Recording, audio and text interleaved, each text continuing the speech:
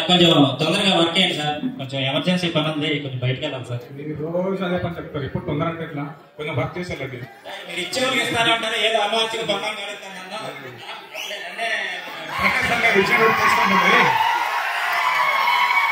Local number 40270 number ఎల్గా leak అవుతుంది, అది attend చేసి లాక్ చేసి హ్యాండ్ చేసి వెళ్ళి.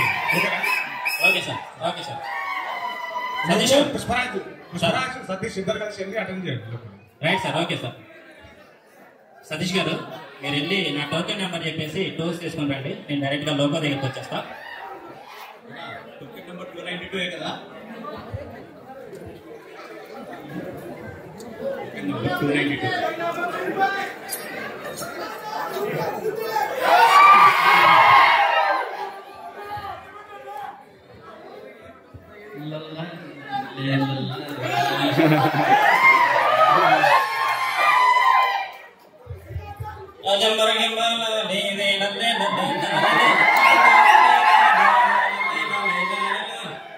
సతీష్ సార్ ఎంత చెప్పాడు లోకో నెంబరు?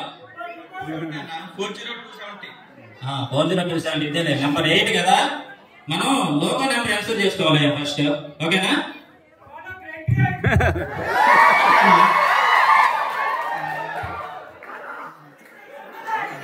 అన్న దీనికి 300 వేయాలన్న టార్క్.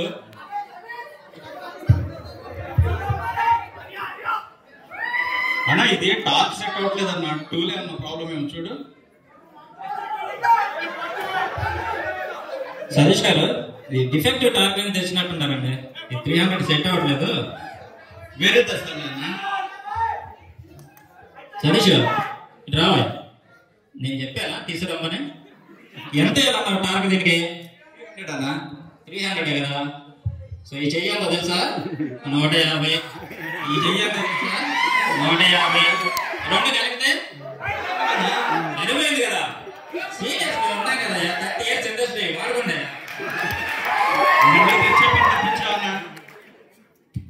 సరే వాటర్ పట్టేసి రెడీ ఇచ్చేసి. పుష్పరాజ్ లోకల్ అయిందా సార్? వాటర్ పట్టేసి లోడేస్తే రెడీ సార్. సర్లే, నాకు కొంచెం అర్జెంట్ పని ఉంది, కొంచెం ఇంట్లోకి బాగాలేదు, సో హాస్పిటల్కి వెళ్ళి వస్తాను. ఈలోపు లోకల్ రెడీ చేసి లోడ్ చేసి రెడీ చేసి పెట్టండి. Okay sir, ready sir.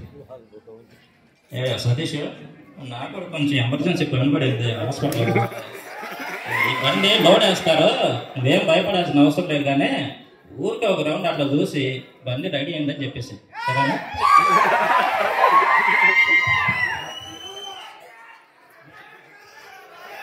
Load ఏమన్నాడు, లోడ్ పారామీటర్స్ ఏం తెలియదు, నాకేం తెలియదు. మా సూపర్వైజర్ వెళ్ళిపోయాడు, మా మేస్త్రి వెళ్ళిపోయాడు. అయినా టార్క్ చేసింది ఎవరు? మా మేస్త్రి కదా, కాదులే. బొచ్చుల్లోకి వెళ్ళదా ఏంది?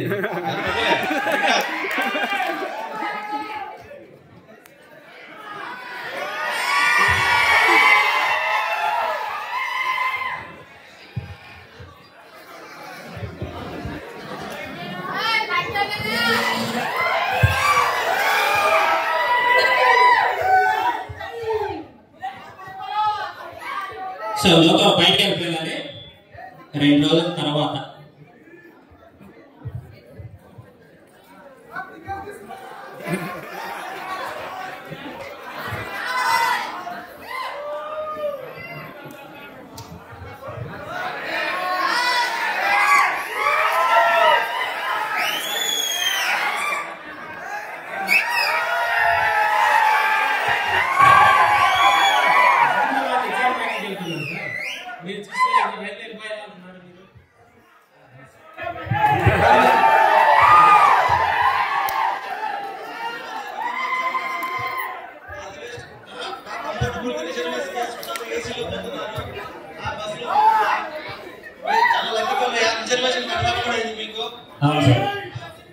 సార్ మీరు రైల్వే ఎంప్లాయీ సార్?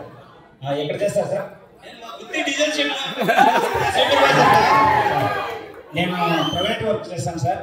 మీ రైల్వేలో ప్రయాణం చేస్తున్నాను సార్. బాగుంది సార్, కంఫర్ట్గా. Thank you sir. గుత్తి చెట్లా చేస్తున్నారా సార్ మీరు? ఇండియన్ రైల్వేస్ లో నెంబర్ 1 సెట్ కదా సార్ తెలుసు. అందుకే మా గుత్తి షెడ్ లో మేము మెయింటైన్ చేస్తున్నాం. ఇండియన్ రైల్వే కోసం పనిచేస్తున్న షెడ్ ఇది. సో మీకు ఈ రైల్వేలో చాలా వరకు ఎన్నో ట్రైన్స్ స్పెషల్ ట్రైన్స్ నడుపుతున్నాము. తెలిసిన విషయమే అది సార్. మొన్ననే తెలిసింది మాకు పాండమిక్ స్టైల్లో కరోనా టైంలో మీరు మంచి రైళ్లు నడిపి బాగా ఐసోలేషన్ వార్డ్స్ పెట్టి హాస్పిటల్స్ అన్ని బాగా ప్రత్యేకంగా చేసినారని మాకు బాగా తెలిసింది సార్. సో నేను రైల్వేకి థ్యాంక్ యూ సార్. అందుకే నేను చెప్తున్నాను కదా, మేము ప్యాసింజర్స్ రైల్వే కార్మికుల యొక్క పనితీరును చూస్తే తెలుస్తుంది. రైల్వేలు అనేవి మన ఇల్లు లాంటివి. అవి పరిశుభ్రంగా పెట్టుకుంటూ ఉండాలి, కంప్లైంట్స్ ఇవ్వకుండా, రైలు మద్దతు లాంటి సిల్లీ కంప్లైంట్స్ చేయకుండా మీరు ప్యాసింజర్స్ తమ ఇల్లు లాగా నీట్ గా పెట్టుకుంటూ రైల్వే కార్మికుల యొక్క పనితీరును అభినందించాలి. ఈ యొక్క సౌకర్యాన్ని ఇచ్చినట్టుగా ఇండియన్ రైల్వే బీట్ చేసి ఇండియన్ రైల్వే వేరే దేశంలో లేదు. దయచేసి సద్వినియోగం చేసుకోండి రైల్వేను.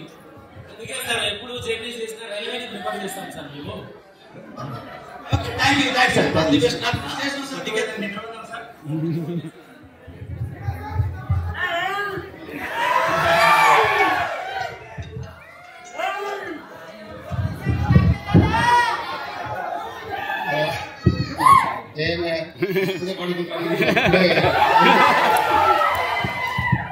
ఏమయ్యా ఏం ప్రాబ్లం? నన్ను నిద్రపోని చదవట్లేదు ఏం ఫెయిల్ అయిందా?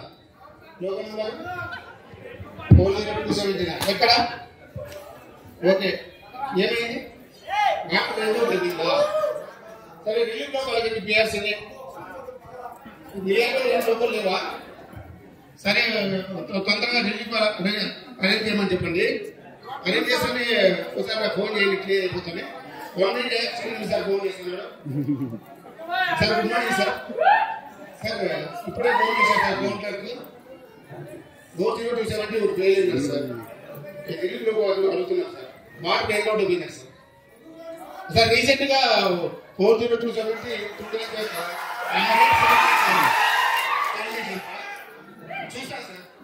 రిలీఫ్ లో అరేంజ్ చేసిన తర్వాత particular service sir. Okay sir, thank you sir. అర్ధరాత్రికి 2 గంటలకి కోచ్ తప్ప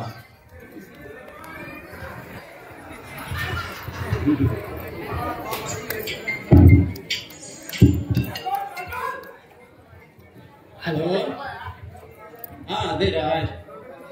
హలో, అదే ఎగ్జామ్ రాయడానికి వెళ్తున్నాను రా సికింద్రాబాద్. అదే 7:30కి రిపోర్ట్ చేయాలి అక్కడ ఎగ్జామ్ సెంటర్లో. 9:30కి స్టార్ట్ అవుద్ది. అదే రీచ్ అయిపోతాను 6 కంతా. నేను వెళ్తుంది దగ్గర ఇండియన్ రైల్వేస్ లో. బాబు తమ్ముడు ఏమని మాట్లాడుతారు ఇప్పుడు? ఎక్కడ పోవాలి మీరు? హైదరాబాద్ కన్నారు కదా సార్. అవును సార్. బండి 2 గంటలే ఇక్కడ నిలబడింది సార్. ఏమైంది సార్? ఏమైంది సార్? ఏమో మనకేం తెలుసు, ప్రయాణికులకు మనకేం చెప్పారు కదా రైల్వే వాళ్ళు. బండి అయితే ఇక్కడ స్టే అయింది, 2 గంటలు అయింది. ఎలా సార్? నువ్వు 7 గంటలకే పోతానని నువ్వు అంటున్నావు. అదే సార్, బండి పోదు కదా. 7:30కి అంత ఎగ్జామ్ రీచ్ అవ్వాలి సార్. లేదంటే నాకు last exam sir, final exam ఇది. ఇది మిస్ అయిందంటే నాకు వేరే రాసుకునేదానికి కూడా ఏం లేదు సార్. నువ్వు ఎగ్జామ్ అంటున్నావు. నేను హైదరాబాద్ లో యశోద హాస్పిటల్లో బ్లడ్ ఇవ్వాలా, నా గ్రూప్ వేరే గ్రూప్, నేను తప్ప వేరే వాళ్ళు ఎవరు ఏమీ లేదు. నా సంగతి ఏం చెప్పాలి? అక్కడ ప్రాణాలే పోతాయి. ఈ రైలు లేట్ వల్ల, ఈ రైలు లేట్ అయింది. మనం ఏం చేయాలి ఇప్పుడు? ఎవరినైనా అడుగుదామన్నా ఏం తెలియదు. ఎట్లా సార్? బై రోడ్ ఏమైనా పోదామా సార్? బై రోడ్ అంటే నేను గూగుల్ లొకేషన్ లో చూస్తే గూగుల్ మ్యాప్ చూపించడం లేదు. మనం ఎక్కడున్నామో ఏం చేయాలి ఇప్పుడు? రైల్వే గురించి చాలా గొప్పగా చెప్తున్నాం కదా. నేను ఎస్ఎస్సీ ఏదో గొప్పగా చెప్పిపోయా రైల్వే గురించి. ఈ రైలు ఏమో నిలబడిపోయింది. మన పరిస్థితి సరే, మనం దిగుదామా? దిగి ఎక్కడ పోవాలి ఇప్పుడు? దిగి అంతరాత్రిలో ఎక్కడ పోవాలి? మనం ఏదో పని చేస్తాం సార్. చూద్దాం రండి. కొంచెం దిగితే ఆలోచన వస్తుంది. రండి,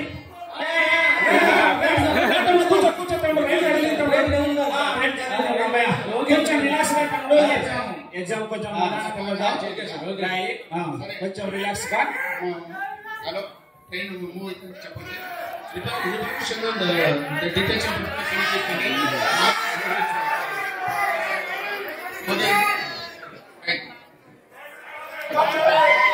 sir. Okay sir, Secunderabad reach అయిపోయినాం సార్ మేము.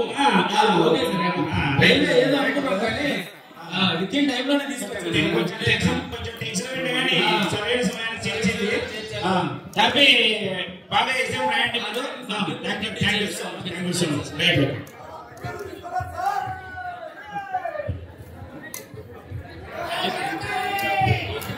థ్యాంక్ యూ అన్నయ్య.